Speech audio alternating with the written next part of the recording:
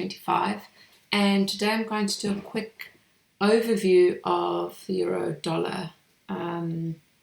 Guess the outlook, the narrative, the story that I'm seeing on the charts, and here at Method Trading, where we're going to be really interested in price and looking for entries.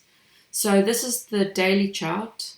Our entries are on the 1 hour chart for Method Trading. So you may have entries on different time frames, but when we go to the higher time frame charts, it's really helpful to give us context and direction. So if you're not yet using higher time frame charts to set your direction, it could really be affecting your profitability, because you're going to get chopped up trading long and short and not quite knowing when to go, which way. So at Method Trading, we've been long on the euro dollar since here, the 7th of January. So when I started back trading in the new year, we were just looking for longs, and I've not taken a single short on the euro dollar since then.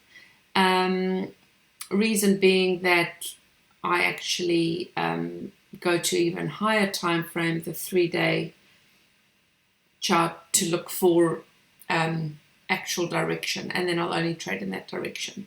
So direction is set on the 3-day chart. I teach all that in my Method Trading course, but for this we just want to look at the daily chart and kind of where we're in the shorter term expecting price to go, because the 3-day is shows us way more longer term structure. So obviously before we've gone long here, kind of start of January, euro dollar has been in a huge downtrend since September. So there's been some lovely shorts to take here. This blip here was when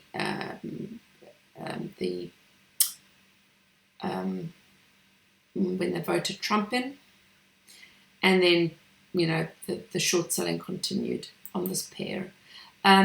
This grey level up here is my 3-day indicator that was the level where we wanted to go short from.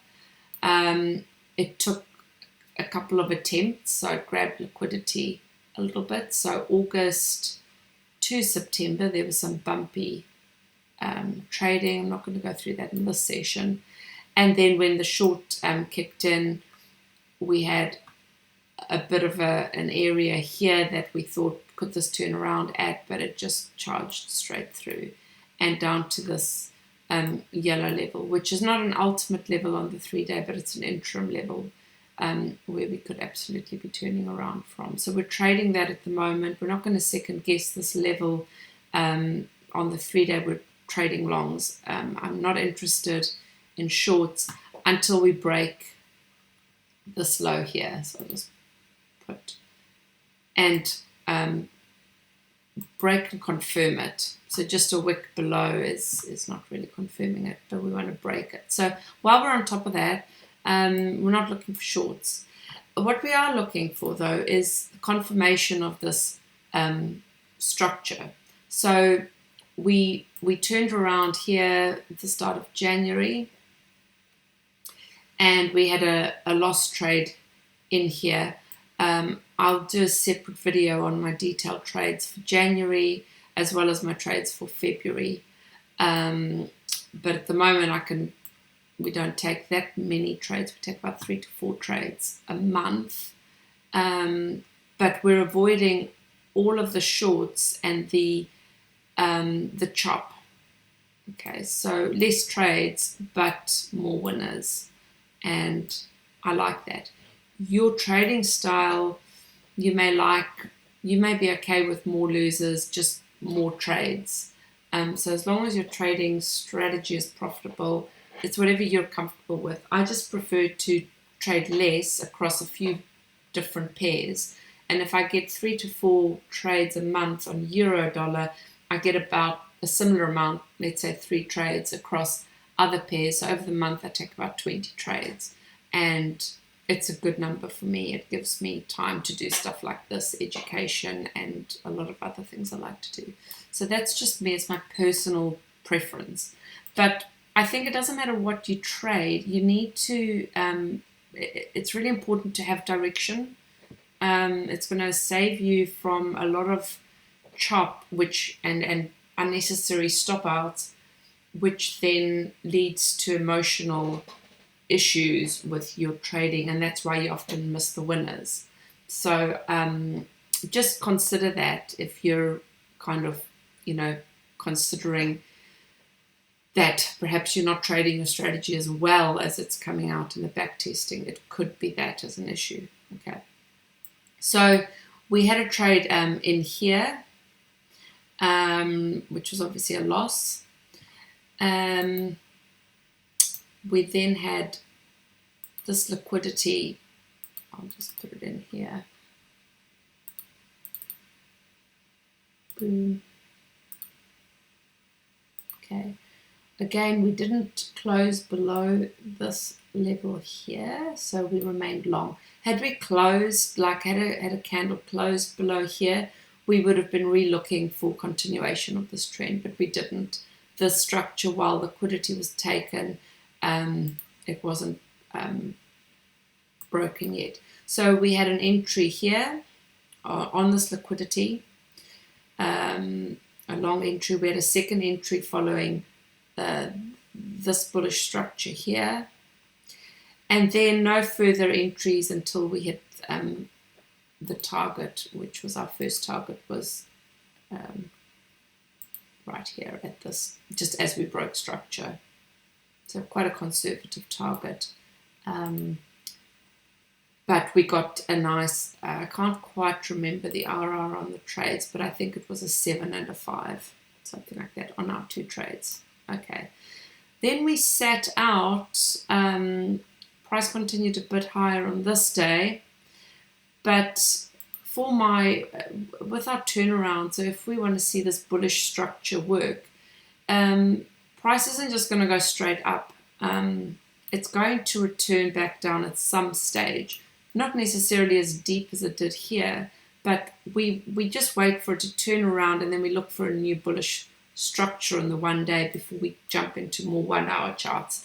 So this chart was a bit quiet from January all the way through till this bullish candle here. So the next day on the 5th of February is when we got back in. So it's about a couple of weeks, I suppose. We had to sit on the sidelines, looking at other charts, twiddling our thumbs. I did a lot of prep on trading courses and things like that. That's what I do in between these periods, because I can't be sitting there watching charts and kind of itching to take a trade.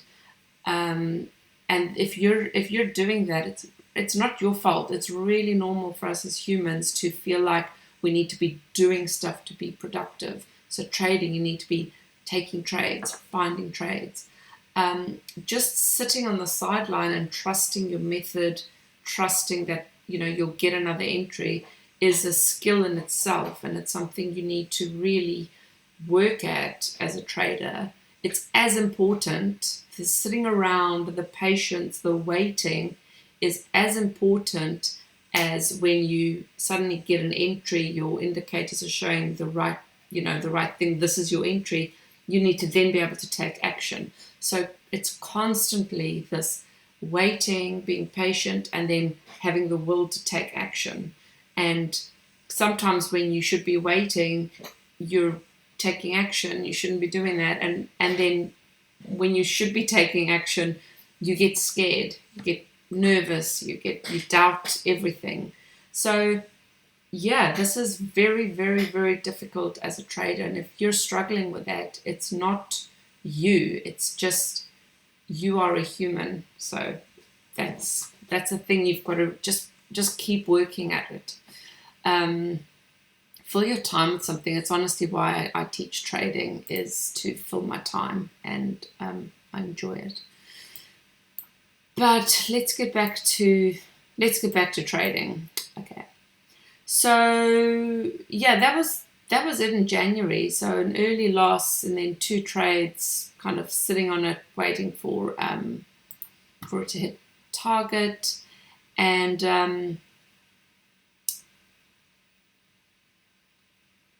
we had this break of structure. Okay, so our first, if price is going to turn around here, okay, it's just had this big long down, and if this yellow level is going to hold and provide a place where price wants to bounce and perhaps return to, you know, up here, which is really our expectation. I'm going to just take this one away because it wasn't valid. It's got to create structure here. Okay, so our first kind of tick on structure is that it's broken this first break of structure. So we had a high here on the daily, a low, and it's come back and quite nicely closed above that. So that structure's broken. Perfect. So as predicted, price then returned back down, and we waited for a bullish candle, which on this chart I've got an indicator on that the bullish candles are marked with a green dot on top. It's easy to identify a bullish candle. It just closes above the high of the previous days. But I use the indicator because it's just nice and easy for my eyes to just see green dot, do something. Red dot, because I'm long, don't do something. Nice and simple. I don't have to overload my brain with thinking. So we waited here until the 5th of February. We had this bullish structure. We also had this huge gap candle that, you know, they really just nuked this down, had a massive gap, and then this lovely bullish candle followed by an actual bullish candle. And, you know, right into the liquidity area here where we've previously grabbed liquidity. So if you're familiar with method trading, my trading strategy, you'll know that liquidity, it's all about liquidity. The entire system is set on trying to identify where liquidity is and seeing confirmations of when liquidity has been grabbed.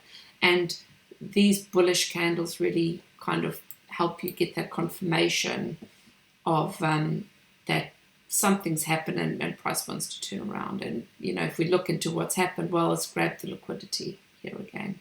It's gone back for another tap of it. Cool. So now our expectation is, here's the top, here's the break of structure. Our expectation, as this red line shows, is to break that structure, and that will confirm, we've had one confirmation, that'll confirm the bullish case here, okay? And that break of structure, so this was the first kind of level here on the 1 daily break of structure. The second level is up here. Here's our last supply zone, should we say. And I've looked at the last kind of tapped area. You know, once price moves up here, we'll just be trailing it really tight, hoping it can kind of get into this area here. It might just blow past and go all the way to the 200 before coming back for another dip of liquidity. If we get the bullish case. Okay, so we had a trade in here. It took a couple of days till the 10th to tap into it, and then we had a second trade on the 12th. We had 1, 2, and then another one in here. So only 3 trades in February. And yeah, that's right. Okay, and I'll do another video showing you the 3 detailed trades in February, the 4 detailed trades in January. But this is important for kind of what's happened, the narrative of what's happened, and then how are we planning to trade in March, and when will invalidation happen. Okay, so we had these 3 trades in, so they're starting to stack up. They're all trading, and we were trailing it on the 1 hour. Dipped down to the 1 hour. We're trading on the 200. So all the trades ended up getting out round about here. This last trade that I entered, up here we had about a 4-hour, but I actually ended up just out at break even, unfortunately, because my assumption was that it would at least break this break of structure, at which stage we would have kept trailing up and pushing it up to try and get to our target. Now, price is reversed here.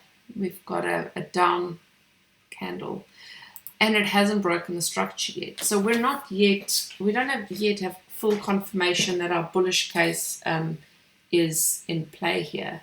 So we've essentially got an intermediate reversal, which I call a reset. And a reset means we're not changing to bearish yet, but we're resetting this bullish case just as a reset here after it broke this structure and it came down to grab some liquidity. So on a reset, we're expecting it to come down and grab some more liquidity before it pushes back up, or it just completely invalidates this entire setup.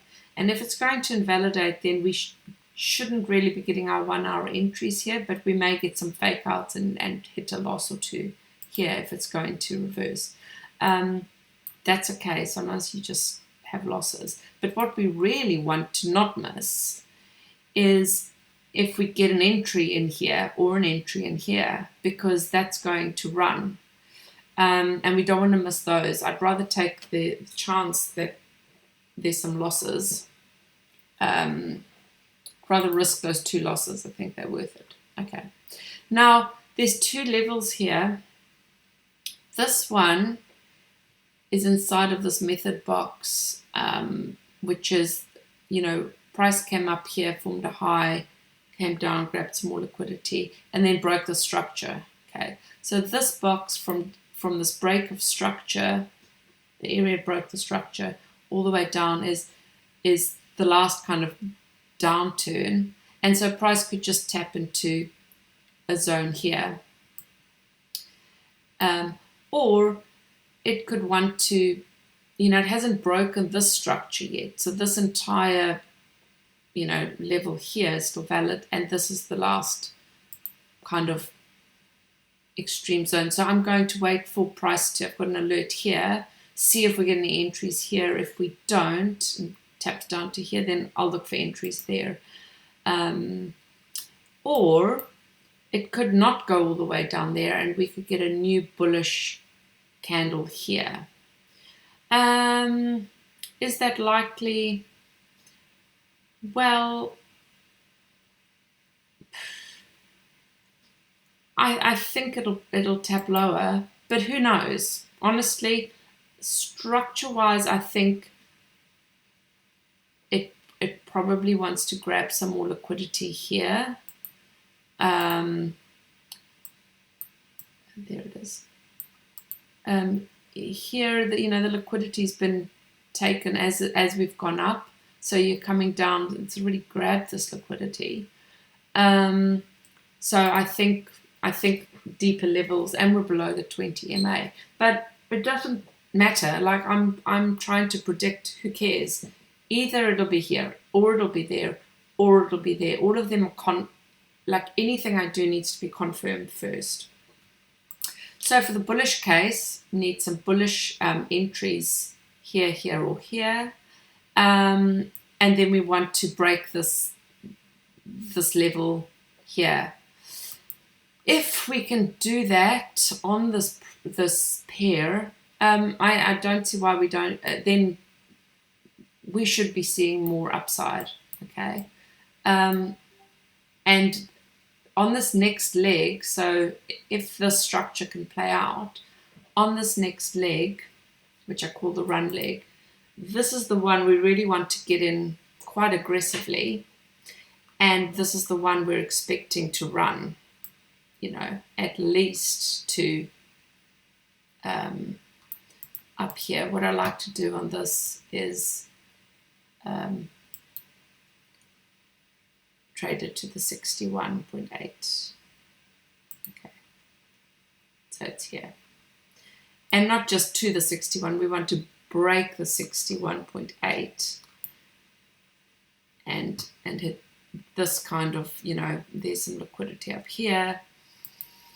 And then at the 61.8, we often see price just kind of mess around. So we don't want to be in it then. We want to wait for confirmation, some bullish price action to see if we go all the way back up. Okay, so that's kind of my outlook for this pair for March, and based on the narrative of what's happened. I hope that's going to be helpful for your own trading. Good luck.